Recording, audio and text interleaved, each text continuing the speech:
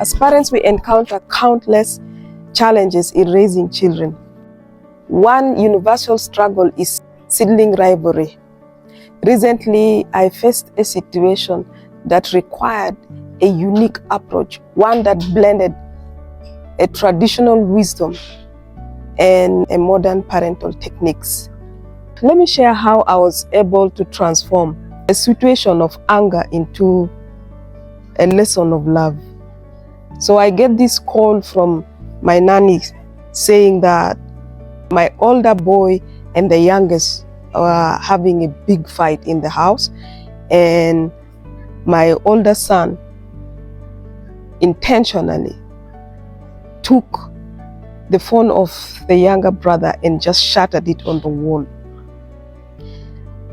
At that moment, at workplace, we are having this digital transformation in the organization that required us to undergo a training which had enormous impact on HR administrative actions.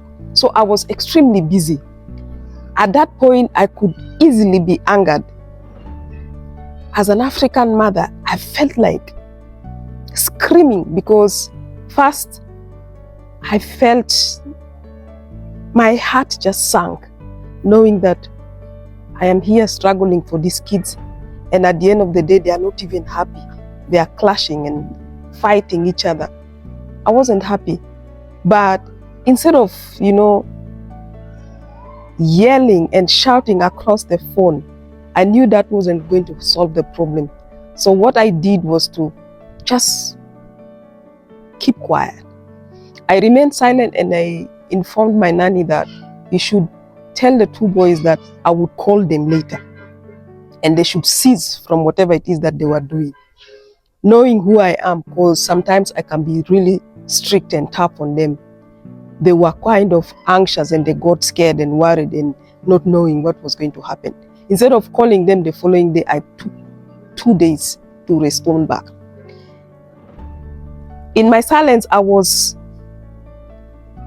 devising a plan of how I could resolve this. I sense that my older son has got anger issues, and I seized that moment for growth. What better way than to use digital punishment to achieve that? So when everything was calm and they even forgot about the whole thing, after 2 days I called them one by one. So they expected a yell from me and all that kind of thing, but that was not the case. So I explained to them calmly, saying that what they did was not acceptable in that house. So I told my older son, now I know you have anger issues and I can't really tell why. It could be because of the distance between us as a parent who is navigating the complexity of long-distance parenting. I told him I didn't accept that and I do not expect that from him at all. As the older son, I expected him to be compassionate, to be responsible towards the younger one. So I told them that wasn't going to just go like that. They will not just go scot-free. They will be punished. And I told them this is what is going to happen. Now, the phone that you have broken, the one that you have thrown over the wall, that is going to be your phone. So I took the younger brother's phone and gave it to him because he's the one that broke it. And I told him that he was going to keep that phone for 3 months. And I took his cherished phone. He has a very good phone, a Samsung. Very good phone. And I am aware that he loved the phone so much. And I told him, now, from today onward, your brother is going to use your own phone because you broke his, so you keep it. You will give him yours. That, I think, was probably is the worst thing I've ever done to my son. And I knew that he was not just going to take it like that. And I put down conditions. There were 4 conditions. Number 1, there should not be anytime that I would hear of him giving offensive side look to his brother. Number 2, no borrowing phone amongst themselves. Number 3, no ill spirit feelings, behavior in the house. Number 4, no harassment whatsoever from him towards the younger ones. Why I put those conditions is because I know that now that he's going to surrender his phone to the younger one, he probably would fight back and try to mistreat the brothers. So I laid this condition. And I said if he breaks any of them, he might probably lose his phone forever. That wasn't going to go well with my son. I knew that he was going to do everything possible to ensure that he gets his phone back. And then to the younger ones, because I know sometimes he would manipulate, blackmail the brother emotionally in order to get his phone back. And I told him, the younger brother, I said, if you ever give your phone, this phone that your brother surrendered to you, you give it back to him, you will lose the phone. So both of you will lose your phones forever. And you will only get your phones when you're both 15. I think probably that is the worst thing I've ever done to these boys. And I am very sure until they're old, they will never forget that part. Myself too, I felt so bad. I felt mean. I felt harsh. I felt lenient. I felt all these emotions at the same time. But come on, if we look at this, we are very far from these children as long-distance parents. And we don't know sometimes what they are doing. You are tempted sometimes to be like, I'm away from the house, so let them get away with it, whatever it is that they're trying to do. But that was not the case.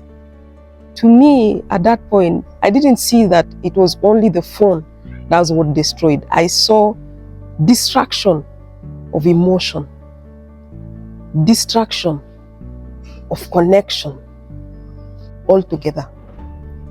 And I wanted to fix that. 3 months were like eternity for my son. The shattered phone weighed so heavily in his pocket, a constant reminder of his actions. I was so torn apart, seeing that misery in his face. But I knew that he needed to learn. As parents, we walk this tightrope, balancing between discipline and love. We are not just modeling their behavior, we are shaping their characters. Now imagine I ignored this anger issue, a ticking time bomb waiting to explode. Instead, he learned empathy, compassion, and responsibility. He also learned that love does not excuse bad behavior. Rather, it demands growth. In that cruel situation, he transformed. He became respectful, caring, and accountable, not only to his younger brother, but to everyone around him. My dear parents, whether near or far, please embrace these 3 lessons. The first one is digital discipline. Sometimes unconventional methods yield profound results. So be creative in your parenting journey. 2, love with boundaries. Love is not blind, rather it is discerning. So set boundaries that nurture characters. Number 3 goes to all of us who are parenting from a distance. Even from afar, our influence should be able to shape their future. To crown it all, our home is more quieter now. The phone repaired, the bond strengthened. Well, seedling rivalry still simmers, but beneath it lies a deeper connection. So parents, let us be the digital disciplinarians, love architects, and character builders. Our children are watching. They are learning to become better human beings only if we show them the way. Until then, one shattered phone at a time. Bye.